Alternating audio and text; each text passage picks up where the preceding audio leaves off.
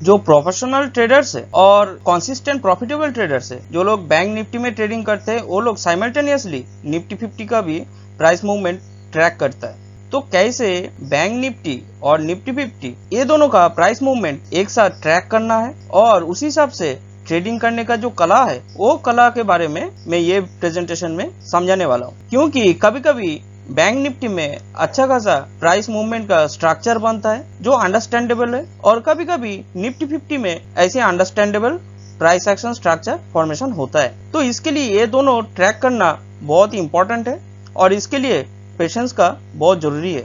तो मैं और एक बार रिपीट करता हूँ कि प्राइस मूवमेंट कभी कभी बैंक निफ्टी में एक स्ट्रक्चर फॉर्मेशन करता है ट्रेडिंग करने के लिए, और कभी कभी निफ्टी 50 में ऐसा स्ट्रक्चर फॉर्मेशन होता है जो आप समझ सकते हो। जो आपका ट्रेडिंग स्ट्रेटेजी है, वो स्ट्रेटेजी के हिसाब से काम कर सकते हो, ट्रेडिंग कर सकते हो। तो मैंने जो स्ट्रेटेजी जो बताता हूँ, सिखाता हूँ, वो है pull back and scaling strategy. तो ये स्ट्रेटेजी के द्वारा आप कैसे ये दोनों साइमल्टेनियसली प्राइस मूवमेंट ट्रैक करके ट्रेडिंग कर सकते हो, उसके बारे में मैं सिखाने वाला हूँ। तो चलो पहले चार्ट पे समझ लेंगे कि मैं क्या बोल रहा हूँ। तो यहाँ पे बैंक निफ्टी का 5 मिनट का चार्ट लिया तो देखो इनिशियली एक रेड कैंडल फॉर्मेशन हुआ था, तो इसका मैं हाई और लो मार्क कर देता हूँ। तो ये हाई हो गया और ये लो हो गया। उसके बाद ये जो टोटल जो प्राइस मूवमेंट हुआ था इनिशियली, इसका 50% के ऊपर ये ग्रीन कैंडलस्टिक क्लोजिंग दिया। तो क्या समझना है कि इनिशियली ये तो एक साइडवेज जोन फॉर्मेशन कर रहा है। देखो मैं जो साइडवेज जोन का बात करता हूँ वो अनकन्वेंशनल, आप कभी सुना भी नहीं, देखा भी नहीं, तो ये बहुत इंपॉर्टेंट है। अभी देखो मेरा ट्रेडिंग प्लान कैसा होना चाहिए और कैसे रहता है। तो यहाँ पे देख पा रहे हो कि ये साइडवेज जोन से हेवी वॉल्यूम और मोमेंटम के साथ एक ग्रीन कैंडलस्टिक बाहर आया और क्लोजिंग भी दिया। उसके बाद अगर ये साइडवेज जोन को टच करता तो फिर मैं जरूर बाइंग साइड पे जाता, क्योंकि एक ब्रेकआउट का अच्छा खासा सिग्नल दिया है यहाँ पे। तो बैंक निफ्टी में ये टाइम पे मुझे कुछ ऐसा वो स्ट्रेटेजी के हिसाब से ट्रेड नहीं मिला, क्योंकि ये लेवल को प्राइस टेस्ट नहीं किया। अगर टेस्ट करता तो मैं जरूर बाइंग साइड पे जाता। अभी देखो कि एक अच्छा खासा बुलिश मूवमेंट दिया। बुलिश मूवमेंट देने के बाद अभी आपको ये पुश समझना पड़ेगा। देखो इनिशियली एक बुलिश पुश दिया अच्छा खासा, उसके बाद ये रिट्रेसमेंट कर रहा है, फिर बुलिश पुश दे रहा है। तो मैं क्या करूंगा, यहाँ से ये जो बुलिश पुश मिला था, ये बुलिश पुश एक फर्स्ट पुश है, उसके बाद इसका रिट्रेसमेंट यहाँ पे है, तो ये मैक्सिमम ए लेवल तक जा पाया। और ये जो सेकेंड जो बुलिश पुश है, इस सेकेंड बुलिश पुश का 50% के नीचे जब ये रेड कैंडल प्रोड्यूस किया, तब क्या समझना है कि ये एक साइडवेज जोन फॉर्मेशन कर सकता है। तो देखो कुछ टाइम ये प्राइस मूवमेंट यही साइडवेज जोन के अंदर था। तो मैं क्या बोला कि जब हेवी वॉल्यूम और मोमेंटम के साथ प्राइस बाहर आया, ऊपर यहाँ पे क्लोजिंग दिया, अगर छोटा कैंडलस्टिक ये साइडवेज जोन का हाई या लो जो ब्रेक करता है, तो आप बिंदास यहाँ पे बाइंग पोजीशन पे जा सकते हो, यहाँ पे स्टॉप लॉस रख सकते हो। तो आपका रिस्क इतना है छोटा सा, और आप प्रॉफिट कहाँ ले सकते हो।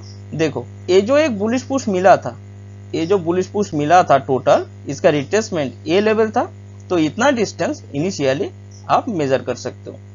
तो मान लो ऐसा एक लेवल होता है, अगर सही बुलिश स्ट्रेंथ रहेगा तो ये लेवल जरूर वो टच कर सकता है। तो देखो आपका रिस्क इतना है, और ट्रेड लेने से पहले आपने ये डिसाइड किया कि आप प्रॉफिट ये लेवल पे उठाओगे, तो 1:3-4 रिस्क रिवॉर्ड रेशियो आराम से आपको मिल जाए।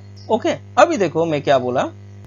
अभी ये पोजीशन पे आप ध्यान दो तो आपको बहुत अच्छा से क्लियरिटी आ जाएगा कि मैं ऐसा क्यों साइडवेज जोन बोलता हूँ। तो यहाँ पे देख पा रहे हो एक अच्छा खासा बुलिश मूवमेंट दिया, उसके बाद ये रिट्रेसमेंट कर रहा है, रिट्रेसमेंट करके फिर अपसाइड एक मूवमेंट दे रहा है। ओके, तो मैं क्या करूंगा, ये जो लेवल है यहाँ से ये जो डिस्टेंस है, ये टोटल मूवमेंट का रिट्रेसमेंट यहीं तक था। उसके बाद ये अपसाइड मूवमेंट देने लगा, तो मैक्सिमम यहाँ तक जा पाया, और देखो यहाँ तक जाने के बाद ये डाउनसाइड मूवमेंट दिया और क्लोजिंग, यही जो सेकेंड जो बुलिश पुश है इसके नीचे क्लोजिंग दिया। ये कैंडलस्टिक गौर से देखो, ये कैंडलस्टिक नीचे क्लोजिंग दिया, तब क्या समझना है कि एक साइडवेज जोन फॉर्मेशन कर रहा है। वेरी सिंपल, एक साइडवेज जोन फॉर्मेशन कर रहा है। यहाँ पे देख पा रहे हो ये साइडवेज जोन के अंदर ये बड़ा बड़ा ग्रीन कैंडल फॉर्मेशन हुआ, लेकिन ये बाहर नहीं निकल पाया, और उसके बाद देखो ये बड़ा रेड कैंडल बाहर आया, क्लोजिंग ए लेवल पे दिया और उसके बाद यहाँ पे टेस्ट कर रहा है, यही साइड वेज जोन को टेस्ट कर रहा है, लोअर लेवल को। तो आप बिंदास यहाँ पे सेल साइड पे जा सकते हो और ऊपर यहाँ पे स्टॉप लॉस रख सकते हो। तो आपका रिस्क कितना है और अपकमिंग रिवॉर्ड 1:3 पर करके आराम से आप निकल सकते हो। तो ऐसे ही आप साइड वेज जोन समझ के बिंदास ट्रेडिंग कर सकते हो। ओके, तो यहाँ पे हमको पहले अपॉर्चुनिटी नहीं मिला, जो मैं बोला कि साइड वेज जोन जो ये जो मार्किंग किया था इसका बाहर आया था, यहाँ पे टेस्ट करना चाहिए था, तब मैं बिंदास बाइंग साइड पे जाता। लेकिन अभी आप समझ सकते हो कि निफ्टी 50 में यही टाइम पे, यही ड्यूरेशन पे क्या प्राइस मूवमेंट हुआ था, तो आपको समझ में आ जाएगा। क्योंकि यहाँ पे हमको ट्रेड नहीं मिला, लेकिन निफ्टी 50 इंडेक्स में देखते हैं अभी क्या हुआ। तो यहाँ पे निफ्टी 50 इंडेक्स का चार्ट लिया 5 मिनट का, तो सेम फॉर्मेशन है, देखो एक साइडवेज जोन है, वही सेम लॉजिक है। क्योंकि ओपनिंग ये पोजीशन पे हुआ था, फिर एक अच्छा खासा मूवमेंट दिया डाउन साइड में, फिर ये 50% के ऊपर आके, ये 50% के ऊपर आके यहाँ पे क्लोजिंग दिया। तो फिर क्या समझना है, यहाँ पे बायर और सेलर का स्ट्रेंथ आपको समझ में नहीं आ रहा है ठीक से, तो एक साइडवेज जोन है, वेरी सिंपल। अभी ये साइडवेज जोन से ये प्राइस बाहर आया, क्लोजिंग भी दिया, और देखो ये ग्रीन कैंडलस्टिक में ऊपर एक अच्छा खासा वीक है, मतलब ये सिंगल जो कैंडलस्टिक है इसमें एक रिट्रेसमेंट हुआ है, दिख रहा है। तो फिर आप बिंदास ये साइडवेज जोन का अपर लेवल पे जब प्राइस आ रहा है, टेस्ट कर रहा है, तो आप बिंदास बाइंग साइड पे जा सकते हो।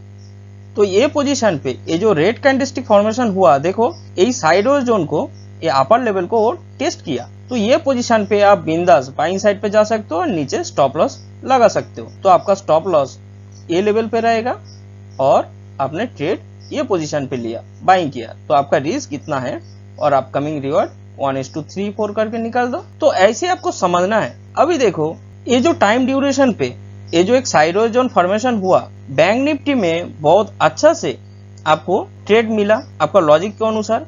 यहाँ पे देखो क्या हुआ, देखो ये जो बुलिश पुश है, ये जो बुलिश पुश है इसको मैं सब पुश में डिवाइड करूंगा। तो एक फर्स्ट बुलिश पुश है और इसका रिट्रेसमेंट इतना है, तो ये आपको सेकेंड एक बुलिश पुश मिला। अब ये सेकेंड बुलिश पुश का 50% के नीचे जब ये रेड कैंडलस्टिक क्लोजिंग दिया, तब क्या समझना है कि एक साइडवेज जोन फॉर्मेशन कर रहा है, सेम फंडा एक साइडवेज जोन फॉर्मेशन कर रहा है।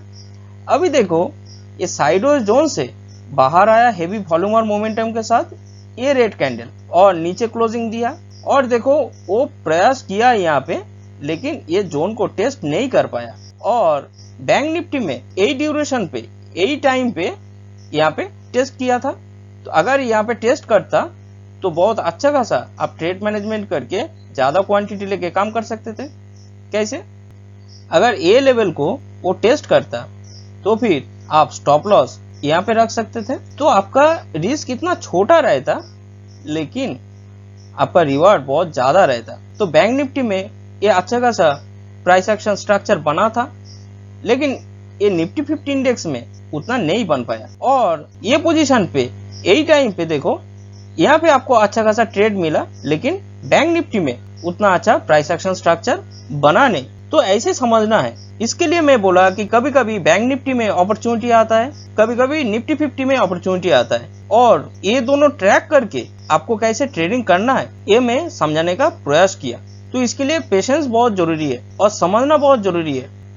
तो जो ट्रेडर्स मुझे फॉलो करता है, मेरा ये स्ट्रेटेजी देखता है और अप्लाई करने का प्रयास करता है, मैं ये वीडियो इसलिए बनाता हूँ कि वो लोगों का कॉन्फिडेंस लेवल बढ़े और ये स्ट्रेटेजी कितना पावरफुल है वो कन्विंस कर सकूं। इसके लिए मैं ये वीडियो बनाता हूँ ताकि अच्छे से आप लोग समझ पाओ। ये बहुत इंपॉर्टेंट चीज है। अभी एक चीज देखो कि ट्रेड मैनेजमेंट ट्रेडिंग करते वक्त ऑल टाइम ध्यान में रखना चाहिए।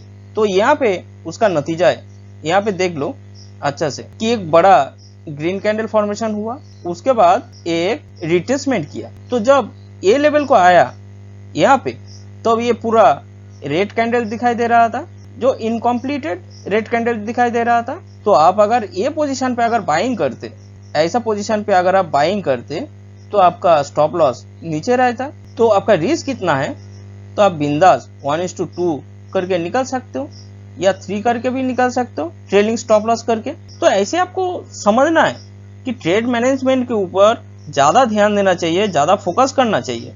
और साथ में मनी मैनेजमेंट तो मस्ट है, क्योंकि मनी मैनेजमेंट अगर ठीक से अगर करोगे तो आपका कैपिटल जाएगा नहीं, डूबेगा नहीं। आपका पैसा कभी कभी लॉस में कुछ पैसा गवाओगे, लेकिन आपका कैपिटल नहीं जाएगा, ये मेन बात है।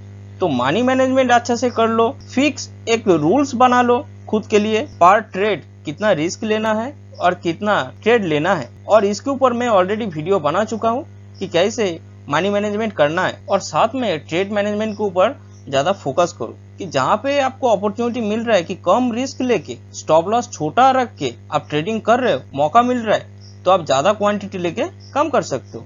जो जेम्स साइमंस जो इतना बड़ा एक ट्रेडर है, जो खुद वॉरेन बफेट उनको तारीफ करता है कि वो एक लेजेंड है, तो उनका स्ट्रेटेजी ऐसा है कि उनका विन रेट 51% है, फिर भी इतना पैसा कमा लेता है क्योंकि वो 51% जब वो विन करता है तो ज्यादा रिस्क रिवॉर्ड रेशियो मेंटेन कर पाता है। यही मेन बात है। तो आपका विन रेट उतना मैटर नहीं करता है, आपका रिस्क रिवॉर्ड रेशियो मैटर करता है। और इसके लिए ट्रेड मैनेजमेंट करना बहुत इंपॉर्टेंट है। तो इस पे थोड़ा फोकस करो तो आपको बहुत ज्यादा हेल्प मिलेगा, प्रॉफिटेबल ट्रेडर बन पाओगे।